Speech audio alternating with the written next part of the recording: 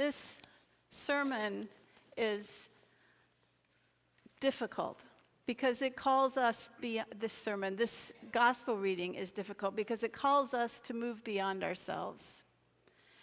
I was looking up compassion and mercy and how these two things work together. And most of what I read said that mercy is what happens when compassion is ignited. So when we begin to feel compassionate about something, we are then hopefully compelled to do it, and that is mercy. Pope Francis said that mercy is the visceral response to the need in the world, and that it changes us from the inside out. And I thought about how hard that really is to do, because it causes us to do what we're not comfortable with. I thought it was interesting that Jesus gives this sermon, and it's called the Sermon on the Plain.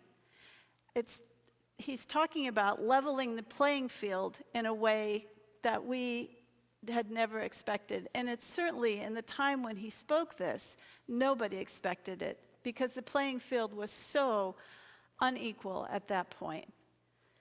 But I wonder what that really looks like for us, and how astonishing that is in the world today.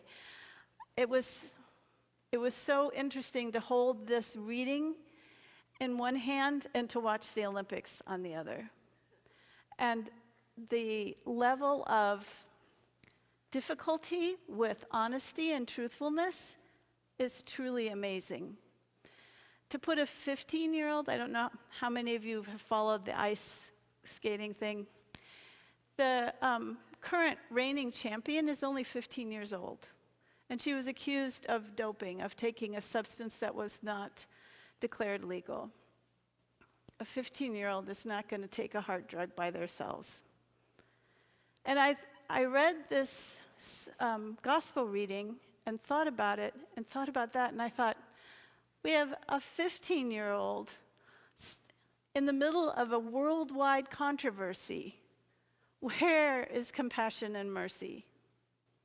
I mean, it's just, in something so simple as that, a time when athletes should be able to come and really be in a place where they can do their best and shine, and we're mired in this.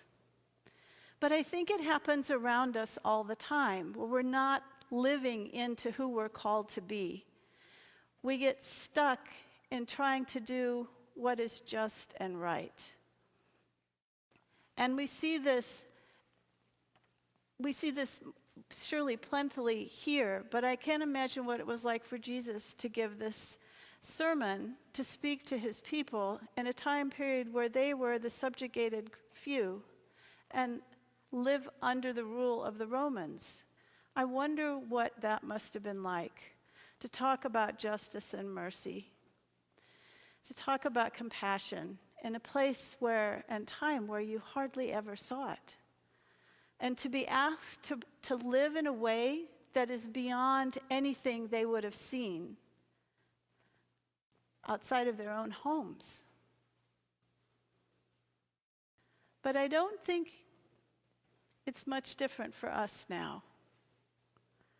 If we look at the world around us, we may see compassion and mercy in small pockets, but we don't see it as something that we all live with every day. And I want to suggest that that's what this reading really calls us to explore what mercy and compassion really is and what that would look like. If we were practicing mercy with all those we encountered, if that was the guiding spirit in our lives, how would that change us? What would we look like? What would we change in our lives? I mean, it can be something really small, like deciding to buy a product that you don't usually buy because it's made in a way that's just and merciful. It It could be something really big, deciding to change how you work in the world to a way that's more just and merciful. I've thought particularly about this when I think about our homeless crisis. I think in California we are uniquely blessed. We have some of the best weather in the world, which also invites probably the largest homeless population in the United States. And because if you live in Michigan, you can't spend the entire year outside. You can do that here. So it attracts a lot of people. When I lived and worked in Reno, it was very common for people to get a bus ticket to Sacramento. That's what happened with the homelessness population there. They were sent out of town.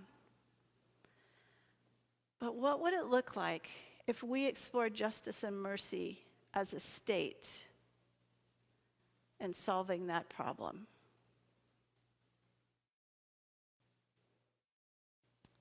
What would that feel like? What kind of things would we change? What would we ask of our legislators?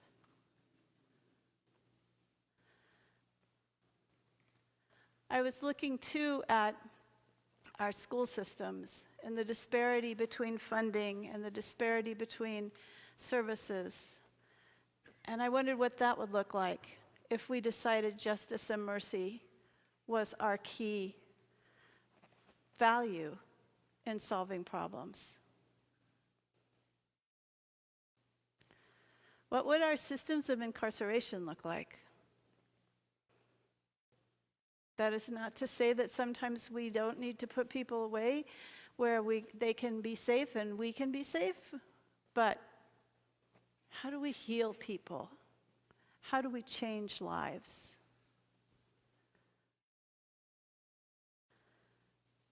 Justice and mercy really should be at the core of who we are and what we do.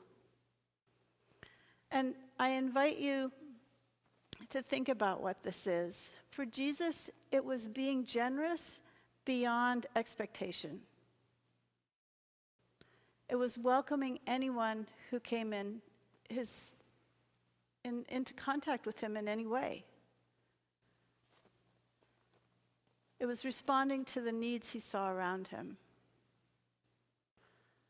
So I'd love for us to just look at this and think about what that would be like and what we would change. Because I think and deeply believe that's what we are called to do as a church. But I don't think we can begin to solve the problems of the world until we're really rooted in justice and mercy and what that looks like. So I invite you into that space. Just explore it. Begin by noticing what's going on around us, what's not okay. Where do we see justice? Where do we see mercy? What changes do we really need to make? Amen.